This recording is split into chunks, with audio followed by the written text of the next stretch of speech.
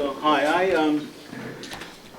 I taught in public schools in New York in the 1970s for 5 years, and then I came out to California. I taught in Vallejo, then worked in technology, in computer software, in semiconductor inspection algorithms. I went back to graduate school, and I worked in biotech and bioinformatics.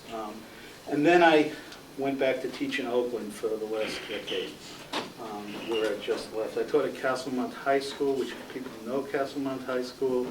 It's about as disadvantaged a school as there is.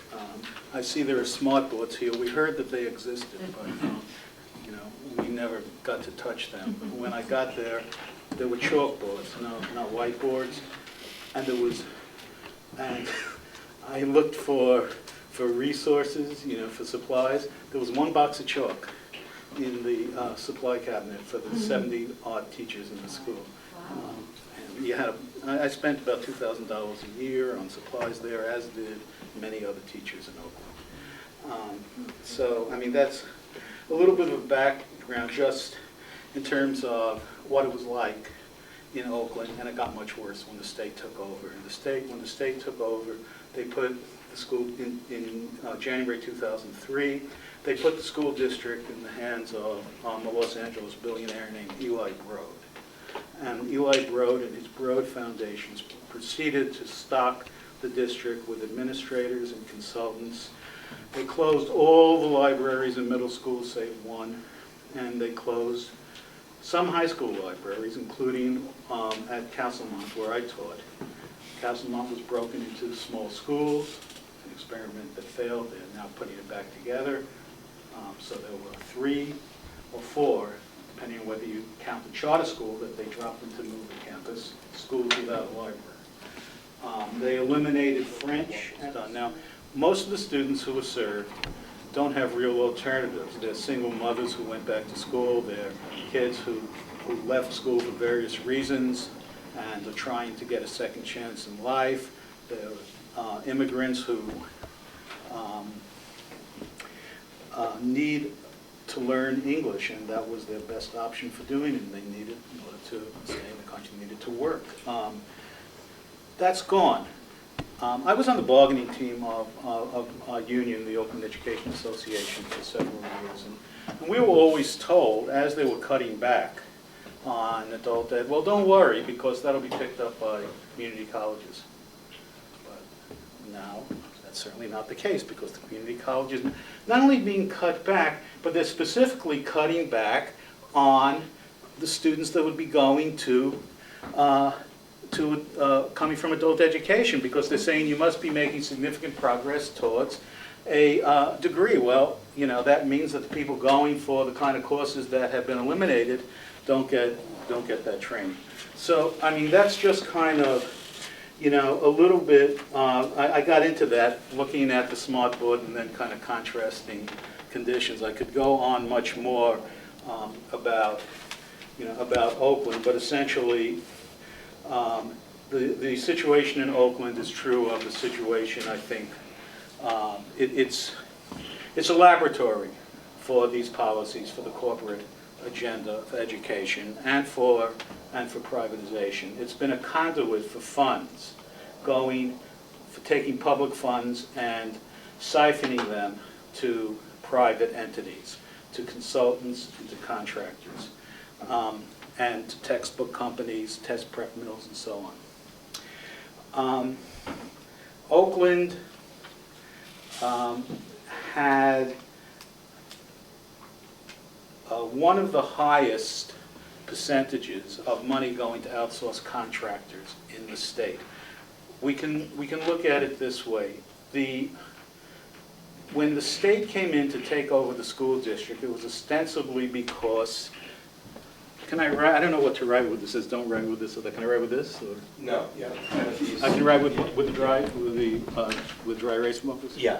Okay. And the regular one. Yeah, the regular one. So, 2003, there was a $37 million deficit, and that was the This is an Oakland Unified School District. State came in to take the district over using this as the reason. The state left in 2009, 2010. 2010, state leaves, $110 million deficit. The state came in ostensibly to put the fiscal house in order. They put it in order their way. Where did the money go? Remember, they closed libraries. In the interim, in here, they closed libraries. They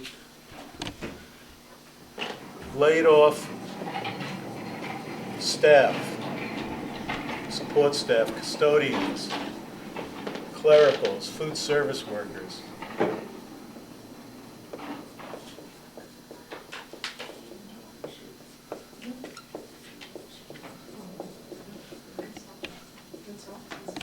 They eliminated electives and they eliminated programs and electives.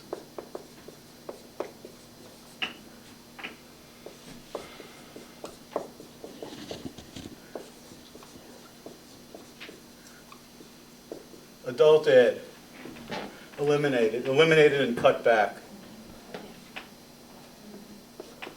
Adult ed, languages, early childhood, childhood development centers. As I said, libraries. And we can go on and on in terms of what they eliminated. So, where did the money go? I mean, how did they increase from 37 million to 110 million when they're cutting back like crazy? Well, we presented to the state fact-finding panel on the hearing into the labor dispute between the Oakland Teachers Union and the district, evidence that they had 20%, no, not 20%, they had nearly double, 95% higher administrative overhead of the average school district in California and double the outsourced contracts relative to the size of the district of the average school district in California. So the state comes in to put the house in order. But what does it do? It acts as a funnel, taking public funds and funneling it to private entities, private contractors of all sorts and varieties. Professional development coaches, test prep,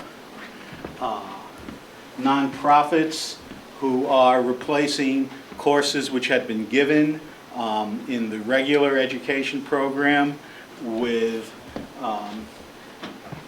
offerings after school in which they hire lower classmen from UC Berkeley and Cal State East Bay, pay them $15 to $20 an hour, charge up to $150 to $200 an hour for their services. They in turn, the nonprofits are in turn a conduit to go to the textbook companies and publishers and others, and sometimes the principals in the nonprofits. Quite often we see this in charter schools, themselves are consultants to the very entities that they set up, to the charter schools. You have directors of charter schools who have their own consulting companies and funnel the money that way. In any event, this is part of what goes on. There's a giant funnel that's funneling funds and funneling money while downsizing public education. In this period, there were a few dozen schools in Oakland that were closed.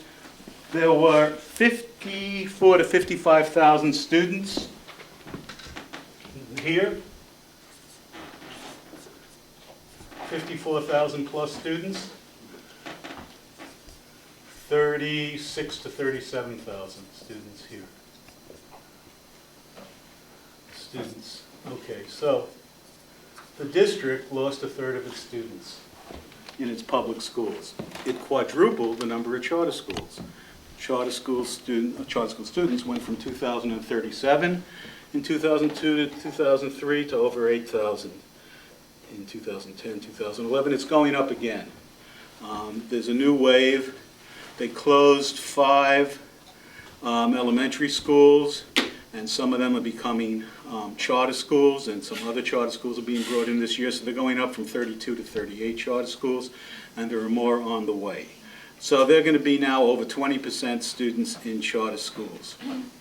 I don't know if some of you heard about it. There was a sit-in to protest the closing of Lakeview Elementary by a group of about 20 people. I was one of those, and we sat in for over 18 days. Tried to prevent them from converting it to administrative offices, but we didn't succeed. They've turned the school into administrative offices. Okay, now,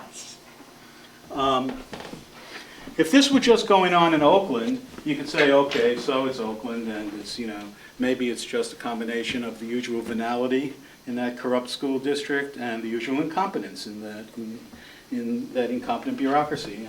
There's no telling, you know, whether they're more venal or more incompetent. But it's not just Oakland.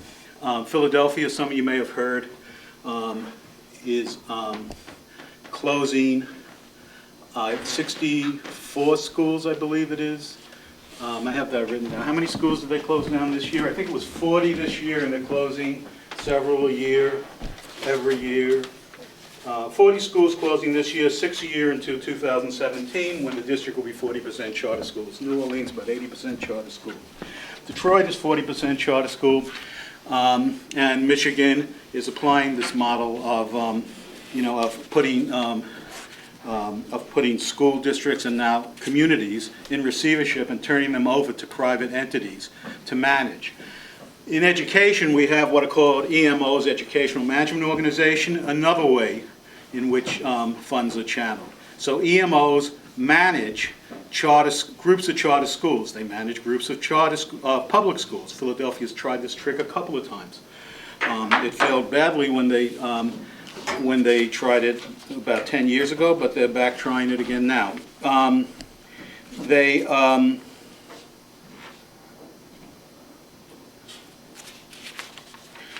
the EMOs also are managing test preparation and the whole, you know, teach to the test and so on, which is another big source of funds. So if you look at Philadelphia, Detroit, Chicago, New York, LA, New Orleans, you see some similar trends, which are school closing, increases in charter schools, and the philanthropreneurs, or as they call themselves, you know, now some of them call themselves, you know, venture philanthropists.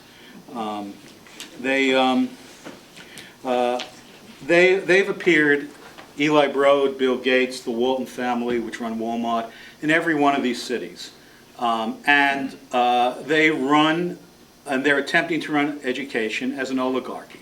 That is, to make the decisions for public education by taking it out of the public sphere, by using the leverage of their contributions, which are much less than total public funding, but are on the margin and are important when you have, you know, districts in and states in deficit, and they use that to demand that their methods be followed, or you won't get the money. So the U.S. Department of Education is doing something similar with the Race to the Top and other such funding, school improvement grants and so on. They're using marginal funding to batter states and districts and demand that they follow, you know, their program. So one of the first question, I guess, was what evidence is there of who are the major players in the privatization movement, and what evidence is there to show what they're doing? Well, the major players, you know, are pretty well known by now, I think. You know, the big foundations of the corporate billionaires, some of the richest people in the world, Bill Gates, Eli Broad. The Gates Foundation, incidentally, the board is Bill Gates, his wife Melinda, and Warren Buffett. So, you know, we get a lot of big players in there. And the Walton Family Foundation, Walmart, Donald Fisher, The Gap. But any way you look, I brought today's paper to read because I got here early and I wasn't really looking for evidence. But here, I just opened election 2012. California ballot initiatives born in populism now come from billionaires. Well, who are these billionaires? Let's see. Molly Munger, Prop 38. Who's she? Her father is Charles Munger.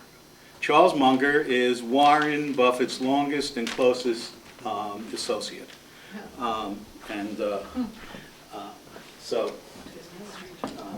Then Chris Kelly, above, a former Facebook official, he has this proposition. Tom Steyer, a hedge fund chief, he has this proposition, and so on. Okay, so that's today's New York Times. As I was leaving my house, I looked at my pile of Education Weeks and saw that I'd underlined something in an article back several months ago. Policy shop casts long K-12 shadow. Alex Cloud on K-12, state-level influence draw fresh scrutiny. What's ALEC? The American Legislative Exchange Council. And who are they? The group, which according to recent tax filings had about $7.2 million in revenues in 2011 and 35 employees, includes state legislators and representatives from various corporations that provide ALEC with funding, such as Johnson & Johnson, Walmart, AT&T, and Coke companies, public sector, that's the Koch brothers. The education agenda of the American Legislative Exchange Council. By the way, this is not a left-wing newspaper. This is Education Week. April 25th, 2012. The American Legislative Exchange Council, largely identified with conservative and free market courses, has served as a source of model legislation and a clearinghouse for state-level legislative ideas in a number of educational policy areas. Which ones? Parent trigger, Common Core standards, virtual education, charter schools. Okay, so it's not as, we don't need a conspiracy theory. They're quite out front. Reuters, August 2nd. Privatizing public schools. Big firms eyeing profits from U.S. K-12 market. Wall Street Journal, August 13th. Former New York City schools chief touts News Corp venture. Who's that? Well, that's Joel Klein. He was the head of Chancellor of New York City Schools for several years. He is now the head of education for Rupert Murdoch's News Corp. News Corp has a, I think this is the joint venture with Verizon to develop more software and hardware and so on. Then there's Pearson. I don't know if you've heard of Pearson. The head of education for Pearson, the chief education advisor, is a man named Michael Barber. In the UK, he's called Sir Michael Barber. He was, from 1997 to 2001, in charge of Tony Blair's school closure program and closed 130 schools in the UK. He was rewarded for that in 2001 to 2005, Blair's second term, by being put in charge of actually creating something called the delivery unit. And the idea there was to deliver productivity gains and increases, not just in education, but throughout the public sector. After 2005, when the conservatives came in, Barber became the chief education advisor to Pearson. And in that role, became chief advisor to Joel Klein in New York, to the Ohio public schools, New Orleans schools, and so on, exporting his program of school closures and time management. If you know Frederick Taylor, time management studies, basing everything on increasing productivity and how much work can get done and how much can be measured, measure, test, time. one of the UK's leading journalists called Michael Barber a speaking clock. Now, Michael Barber is the head of, in 2005, became the chief education advisor to McKinsey, the global consultant, the leading global consulting firm. Where was McKinsey involved? McKinsey redesigned the Oakland Unified Schools central offices in 2000, in this period, given a very large contract of many tens of millions of dollars. But more than that, Troy Christmas was brought in. He was a former, his previous job had been as a consultant for the McKinsey Consulting Group. He then went from there to the Broad Institute, where he was an intern assigned to the Oakland Unified School District as the Director of Human Resources and then the Executive Director of Labor Relations, where he is to this day. That's an example of a couple. Now, Barber, McKinsey also advised the Joel Klein's program in the New York schools.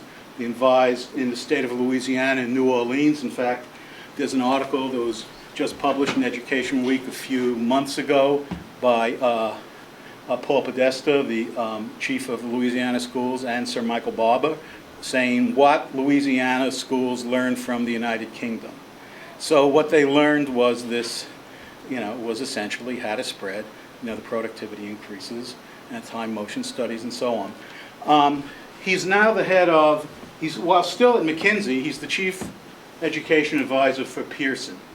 Pearson owns the Financial Times. It also owns Prentice Hall and many other companies. It's the largest now educational company in the world.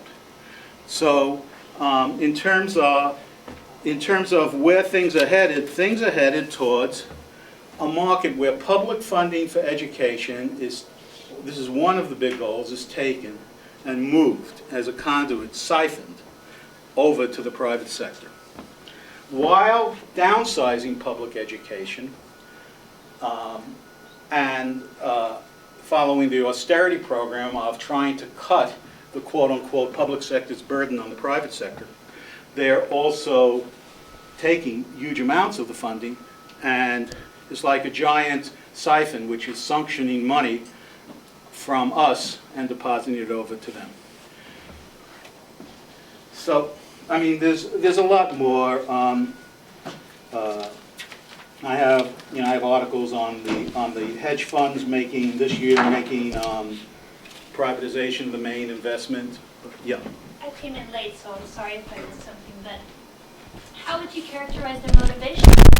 What's motivating? So let me. I think that's a very good question. I think there are a few things motivating them. So I first came across this in 1972. Actually, I was a teacher in New York, and I was actually teaching. I think that year I taught the first semester in a high school, and then New York had February graduations. They lost classes, and because I wasn't a regular, I wound up in a junior high school next semester. So I think that's where I was. They sent something called the Economic Development Council of New York. Put out big glossy folders, and somehow I got a hold of them, saying that we are in trouble. Remember, in the 1970s, this was there was a economic downturn that started around 69, 70, and it looked like the economy was going to be in severe trouble. It looked like what's happening in the past 5 years was going to happen then. And so there was similar rhetoric back then to what there is now, and sometimes we forget. But they cast about in the 70s looking for a solution. And in the early 70s, they said the private sector can no longer support the public sector.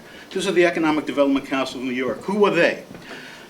They were essentially a committee of the most powerful corporate people in the world because of what New York was then. So you had the head of what was then SO, the head of Texaco, Metropolitan Life, New York Life, New York Telephone, Ellinghouse, Shin, and so on.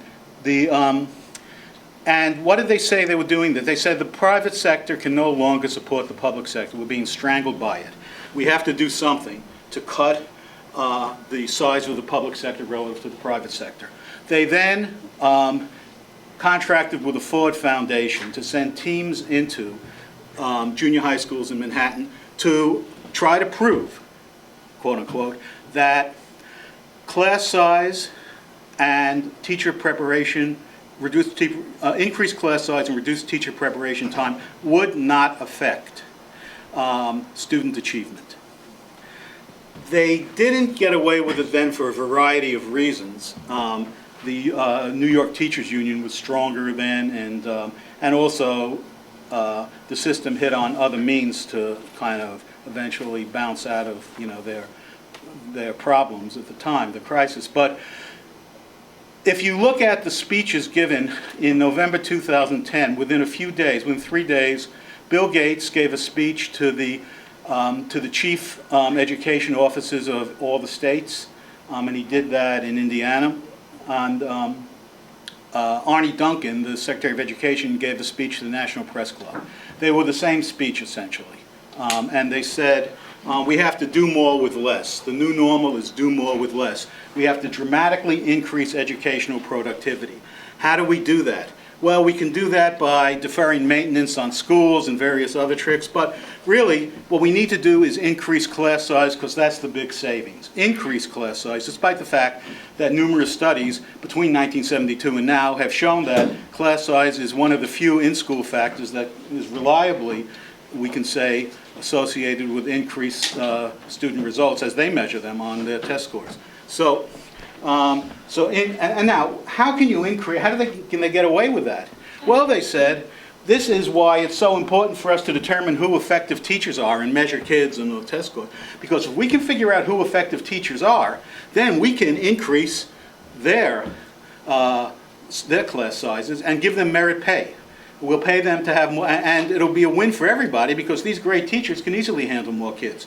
But there's a big flaw in that, which is the great teachers will stop being great teachers as soon as you increase their classes. So that's one whole motivation. There's another motivation. I believe they were very frightened by what happened in the 1960s, when things were on the verge of maybe getting out of their control.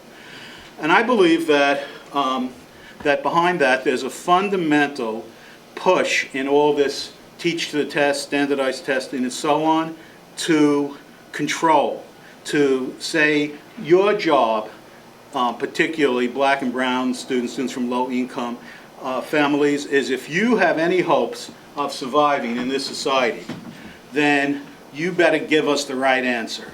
You know, what's needed here is to learn to be a team player. Learn that you have to unquestionably obey the hierarchical chain of authority. Learn obedience, you know, learn to stand in line, learn to figure out what the right answer is, to say what we want you to say. We are not interested in inquiry, creativity, conceptualization, the kind of things that can lead to real trouble. We're interested in this kind of straight line, yes sir thinking. And if you don't do that, then you know where you're going to wind up. If you're lucky, in the Army and maybe coming home in a body bag, more likely in jail or in the streets. And that message was known and internalized very clearly by my students at Castlemont. And it was very hard to motivate many of the students because they knew what that meant. And they particularly know what that means in an economy like the current one, where so many jobs have been eliminated, particularly decent paying jobs. And so you hear the rhetoric about how we need to educate for the new economy. We need, they need a narrow strata educated for it. But overwhelmingly, you have a larger percentage. You've always had a percentage of the population which was marginalized and which they didn't care about. But now that's much larger than it was in the past. And there are far fewer decent jobs in society. So yes, they certainly want to educate a strata, for jobs as machine tool operators, for example. And they're putting money into that. But if you look at the Career in Technical Education, Investing in America's Future, this is a publication of the U.S. Department of Education a few months ago. Transforming the Perkins Program, the Colby-Perkins is the name of the legislation authorizing career and technical education. Transforming the Perkins Program would add to key investments the Obama administration already has made to align classroom teaching and learning with real-world business needs. So, I mean, this is what they want at best, driving classrooms. To the degree that they want to educate so that it's lined up with what are the real-world business needs. The real-world business needs don't include people questioning, and they don't include conceptualization. Now, they ought to, because they're going to find that to the degree that you need anybody who can do anything other than, exactly, what is right in front of them, you need people who can think and can think outside the box. But that's what is completely de-emphasized. It's de-emphasized by the testing.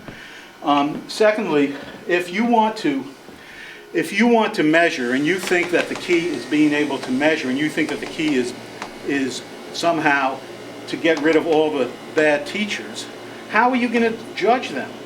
How are you going to determine who's a good teacher and who's a bad teacher? What are the results going to be that you're going to base this on?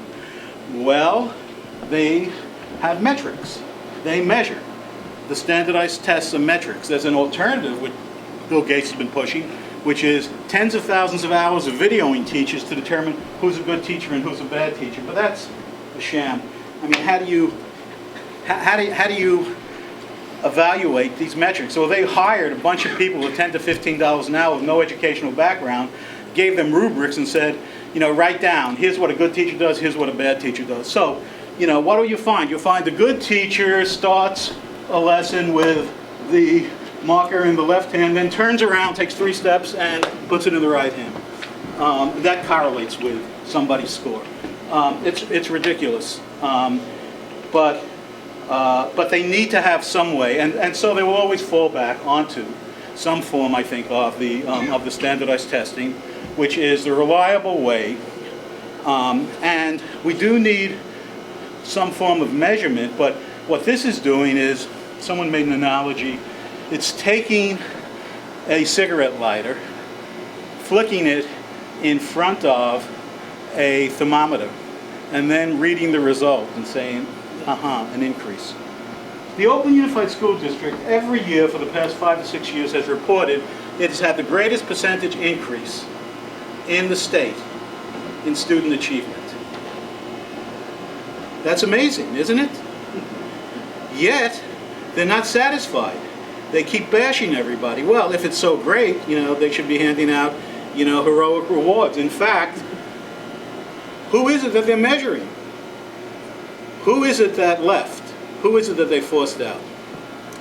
There's no equivalence between the cohort that they're measuring this year and the one from a year ago, leave aside 2 or 3 years ago. Those statistics are all phony, but they're probably familiar because every school district around the country is constantly reporting better, better, better, awful, better, better, better, awful. Better, better, better, we got to change. We got to close down all those low-achieving schools. What do we do when we close down low-achieving schools? Who do we bring in? Well, we bring in new teachers from Teach for America and the New Teacher Project. They'll be here for 2 to 3 years. Some of them will become very good teachers or on the way to it, on the way to becoming good teachers after 2 years, and they're gone. What about the other teachers? What about the studies that say that the only thing, in-school factor that correlates more with student success than class size is longevity of teachers. Teachers have taught for more than 5 years. Well, we got to force those teachers out.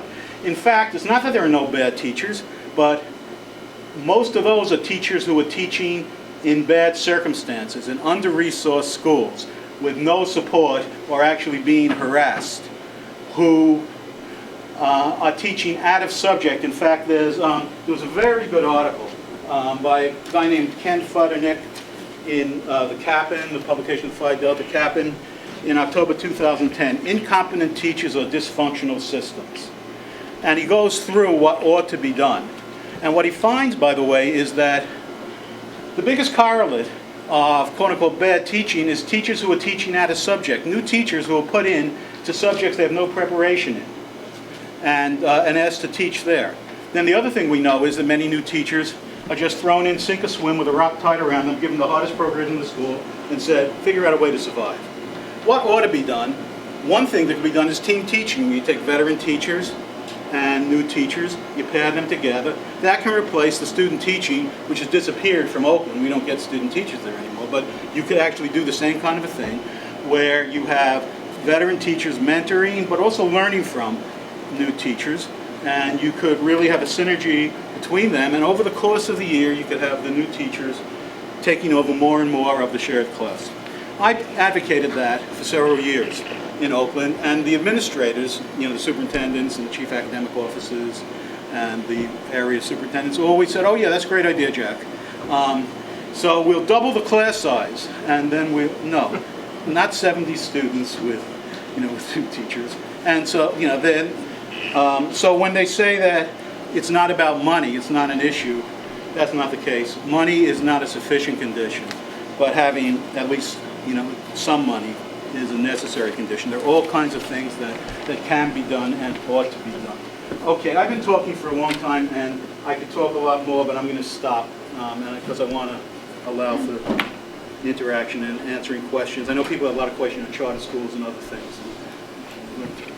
I just wanted to ask a question to sort of go from the level that you're talking at, which is fascinating and scary, to a level of that I think we often hear about now or see in the movies or have people, colleagues, people that maybe don't have very much connection to education, who have a genuine desire to improve a school, and so the solution in their mind is to have a charter school, or that people who really don't have this agenda that you're talking about, but who are concerned parents or poor parents who are dissatisfied with the quality of public education. And so it seems like there's a real misconception among the public about charter schools, because I think a lot of people feel like that they are a hope for people. So how to look at that, or how to explain that, or is there an element of truth to that? Is that a clear question? Yes. I mean, so first of all, I'm going to say a lot of things, but I want to start by saying I'm not going to say, and no one can say, that there are no good charter schools and no bad public schools, and that there aren't charter schools that are better than some public schools. Overall, if you look at global statistics, you find that charter schools, even on their own metric, don't outperform public schools, and if anything, are outperformed by them. The most comprehensive study was the CREDO study by the Center for Research and Educational Developmental Outcome at Stanford. The study was funded by Walmart. It found that I believe 17% of the charter schools outperformed the comparable public schools. 37% of the public schools outperformed the comparable charter schools. 46% there was no significant difference. Had the results been reversed, and it was 37% in favor of charter schools and 17% in favor of public schools, you'd be hearing charter schools slam public schools more than 2-1. But that wasn't the idea here, because this was funded by Walmart, and the idea was supposed to be, as had been the idea of many previous studies, to show the superiority of charter schools, but they failed again.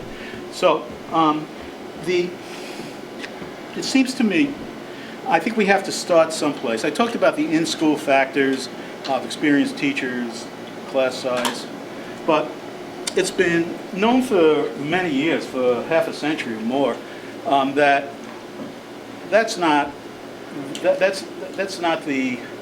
not the most important factors in student success or failure in school. The Coleman study at Harvard in 1964, which has been replicated numerous times since, found that 2/3 of the variation in student test scores comes from out-of-school factors. That means systematic differences in test scores comes from out-of-school factors, almost all of which are related to social inequality, poverty related. And we can go on and list a whole bunch of them, and I'm sure that I don't have to motivate that. The best thing to read on that is there's a great summary article by David Berliner, who's now Professor Emeritus at Arizona State, called Our Impoverished View of Educational Research, in which he summarizes all of this. In the process, he shows, as has been done by others, that all this talk from A Nation at Risk and others about how U.S. public education is lagging far behind the rest of the world is, if you adjust for the effects of social inequality, if you adjust for income and race, the U.S. comes out in the top 3 in the world. But if you don't, then it comes in very, low down, because black students in the U.S., black male students, tend to come in very near the bottom, I think last or next to last. So what we have is very clear. There's a major problem, but it's caused by the out-of-school factors, and fixing education can't be fixed. And the argument doesn't hold that if we fix education, everything else will fall into place. We know what it's like when we teach and we have kids who come from group homes, who have no place to study, who've been in the streets since they were 8 years old, who are on drugs, who are afraid to walk to school, who have to dodge bullets, who don't have libraries, and now libraries are being closed down in the school where I taught and in the neighborhood and so on, who have all the disadvantages, and who don't have the advantages of, the kind of vocabulary and atmosphere that, that advantage students in higher income groups. Who is it that sets the priorities of this society? Why, it's the very same corporations and fabulously wealthy people who insist we have to close the achievement gap.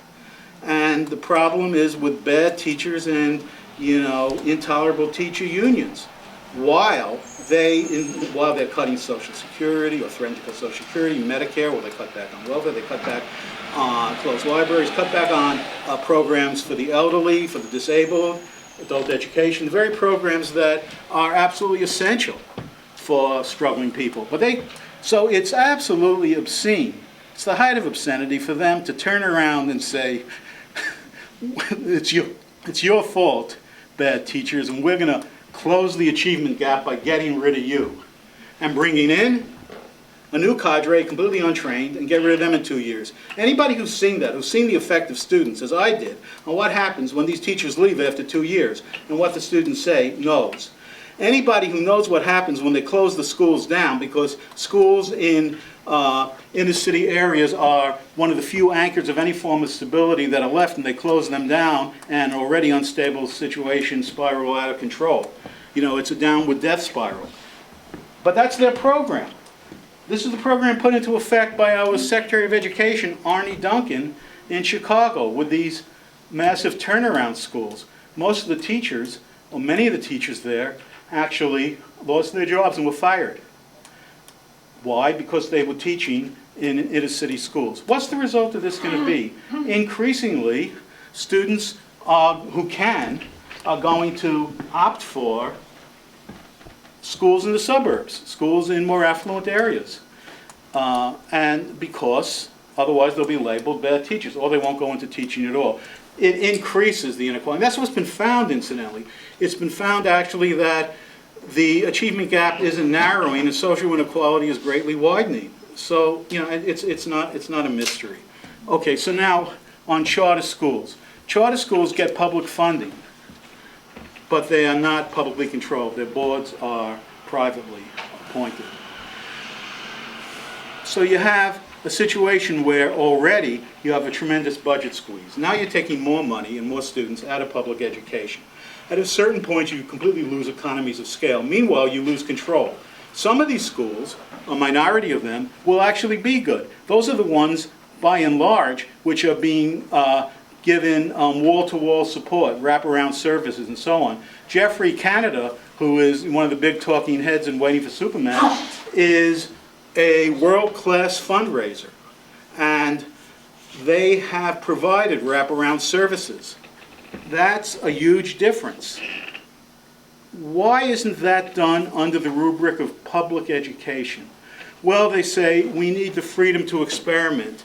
But that ought to be built in. That ought to be allowed. They said there were two things they were getting rid of. They were getting rid of the bureaucratic restraints from the school district and from the unions. But what we've observed in cities like Oakland, Chicago, New York, they put in more restrictions. they are putting in more regulation. That's what all this high-stakes testing is, and this micromanagement, and this filming every teacher, and you can't breathe without them being down your neck. So that's, so they're putting in more constraints. Meanwhile, the charter schools, which are freed from those regulations, some of them do well. But have you read about the kind of nightmares that occur in some of them, the way that students are humiliated, are abused? I can tell you stories about the American Indian Charter School, American Indian Public Charter School in Oakland, which actually got a blue ribbon from the Department of Education 4 years ago. It had one of the highest test scores in the state. There was a student who was scalped by the director, Ben Chavis, and he didn't deny it. He said, well, I didn't really scalp him, I just gave him a very short haircut, as a disciplinary measure. He said that to the school board. What did the school board say? The Oakland School Board said, some of our students need tough love. And I said, what would you do if I did that? Were I to do that, you would run me out of town on a rail. Are you going to pass a measure now authorizing public school teachers to do this? No, but you're not going to censure the charter school teachers. So there have also been all kinds of scams, financial scams that have gone on. The state of Ohio, there's something called the White Hat Charter Schools run by a flamboyant billionaire who walks around in a white hat, which have been just a nightmare, a huge boondoggle, stealing hundreds of millions of dollars of taxpayer money, and they continue to be allowed to do so. In California, there was something called the California Charter Academy, which I believe it was in 2004 or 2000. They were based in Victorville. It was the largest charter school group in the state. Day before school started, went bankrupt that year, leaving 12,000 students without a school, no responsibility, okay? So if that's what we want, you go into this dog-eat-dog, philosophy in the private sector, and you may get some that turn out to be okay. You get more that turn out to be not okay. Quality public education, the opportunity for it ought to be guaranteed to every student. That's not what they're doing. If you look at the city of Alameda, I believe that right now public education in Alameda is probably being wrecked by charter schools. They have a couple of schools that are performing really well. I have friends whose kids go to some of those schools. But what they're doing now is creating a huge divide between those schools and other schools. In New York, I think it was in Atlantic Beach, it's an affluent part of a school district which has many non-affluent areas. And they essentially seceded from the district by starting their own charter school. That way, they direct their money directly to their school, and they leave the low-income people without the benefit of their financing. Okay, and this has been done elsewhere as well, and it's a model which I fear.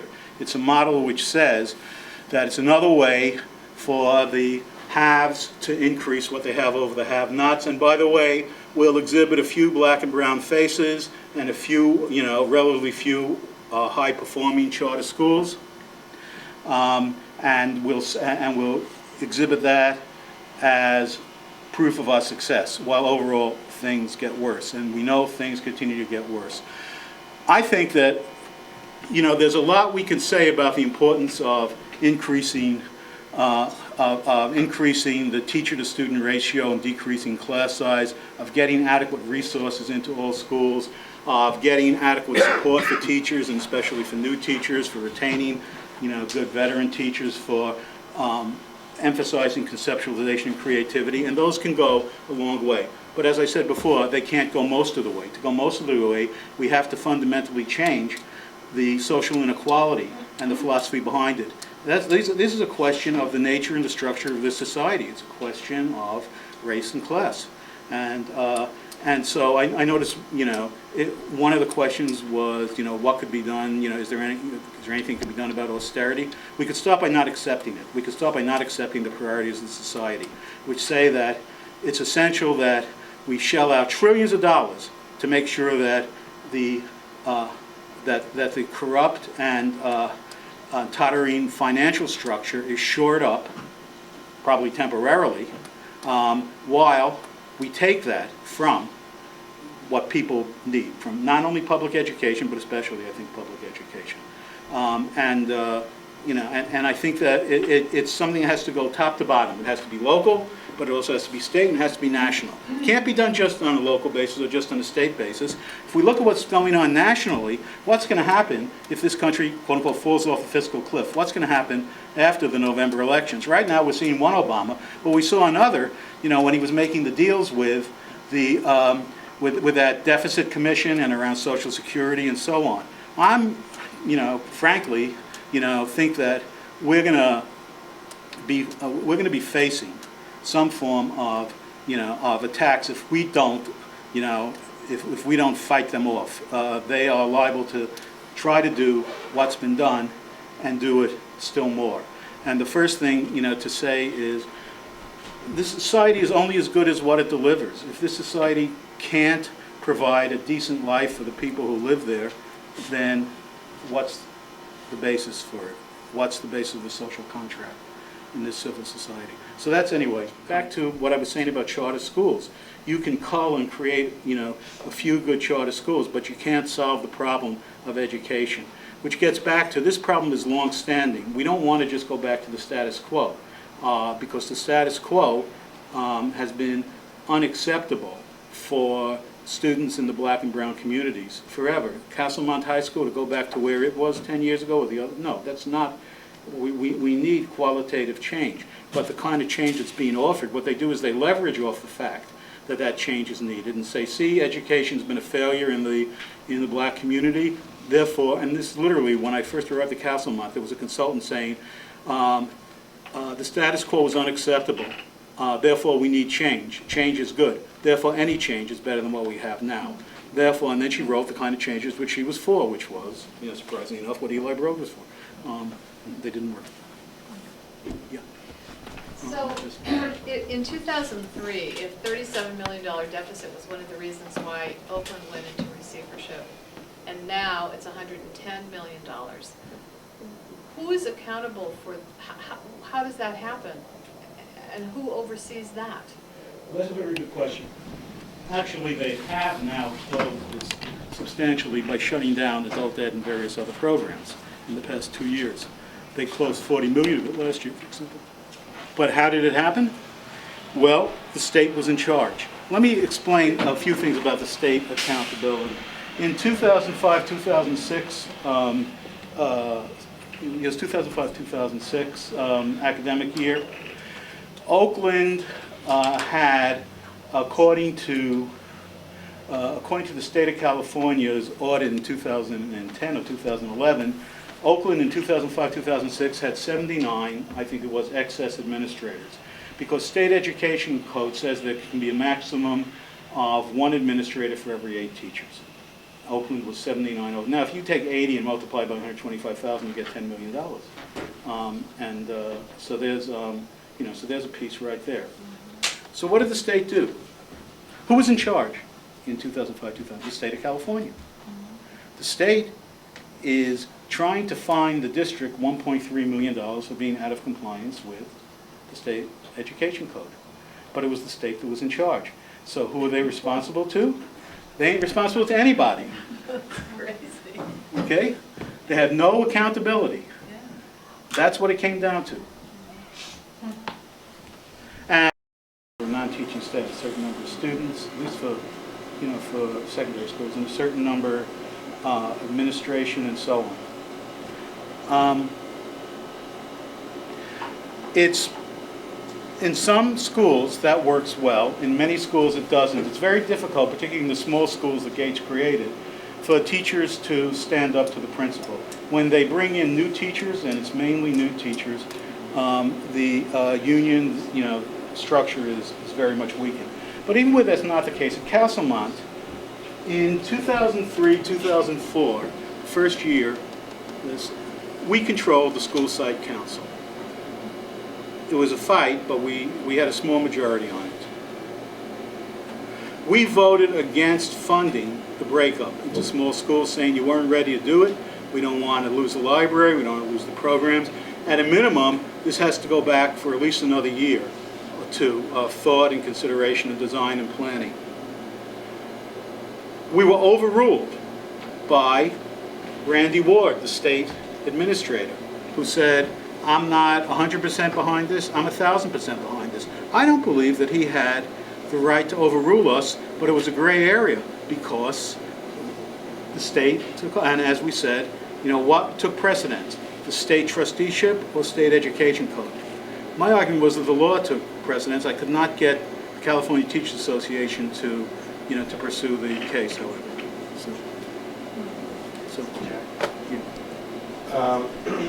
I guess one of the things I'd like to raise is, we adult schools have been, facing catastrophe, and I guess we're trying to understand how we fit into this larger picture of education. I think we kind of understand that we do, but if you have any insight on that and what happened at Oakland. The other thing that I would like to raise here is, I think it's important for us to understand the commonality that we have, the whole education system, that all of public education is under attack, and we're part of that public education picture. And how do you see, or what could you tell us about what you think about a strategy for for a resistance movement against all this? What do you think, and how do you think like Chicago might fit into something like that? Right. So, in terms of adult ed in Oakland, I talked about that a little bit at the beginning, but adult ed in Oakland was systematically targeted and destroyed. And they were going after it even before the state made the funding flexible, meaning that it no longer had to go into adult education. They were trying at that point to offload it and say, we want the same model as San Francisco, with City College San Francisco does all the adult education. We want Laney and Merritt College, to take over and have the community colleges do it. And I remember, being in a discussion with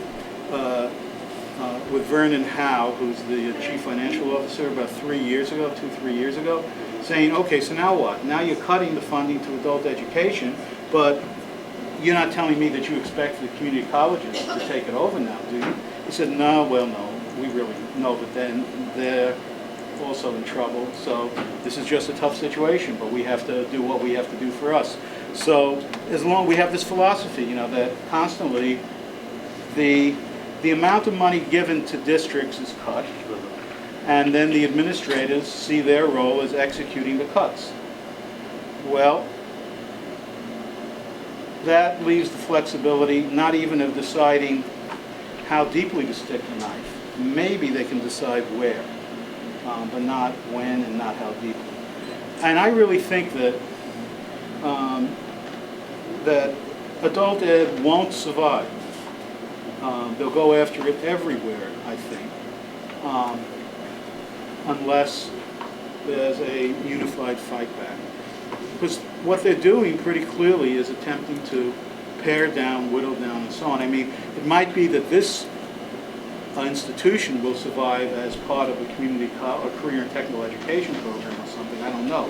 They are expanding career and technical education, so so I don't want to be say that everything. There's a narrow focus, and they're expanding some and not others. What that does is it usually pits people against each other. I've seen that at City College, where I have some friends who are auxiliary faculty, and they want permanent faculty to take more hits because, how can we survive if they don't give up more and so on.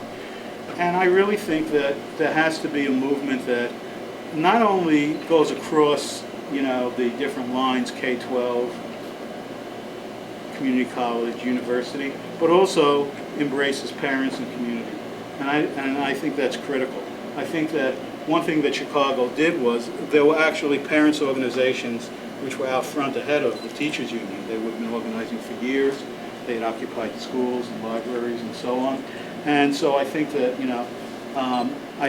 that kind of organizing has to, just, to say it has to go on is one thing, and to have it happen is another. But there are groupings, as you know, Bruce, of the Anti-Budget Cuts Coalition, which 3 years ago was the March 4th. There was a very big movement at University of California. It was fairly big in Oakland Unified School District.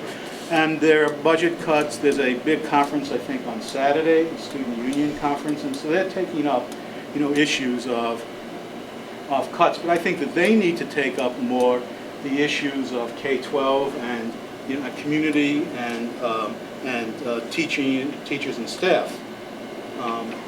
and we have to, work with them. But so I think it's very important. I've tried to bring that up there, and I think that kind of, there has to be in terms of Chicago. One thing which I think hasn't come out of there, which I think should have, and I tried to push people I know there and people I know who aren't there, to push people there, to have them call, when they're in a position to do it, a national meeting to fight austerity, to kick off a national campaign against austerity cuts. I think that's critical, and I think that they're in a position coming out of that strike where they focused a lot of attention, and where, for once, the rhetoric was starting to turn against, the corporate defaults. People were seeing, that maybe that solution really is not a solution, but it's toxic. And I think that it's important to expand that, to reach out to others and to reach out to other public sector, and particularly into the black and brown communities. So that's kind of, one thing that I think would be important to do.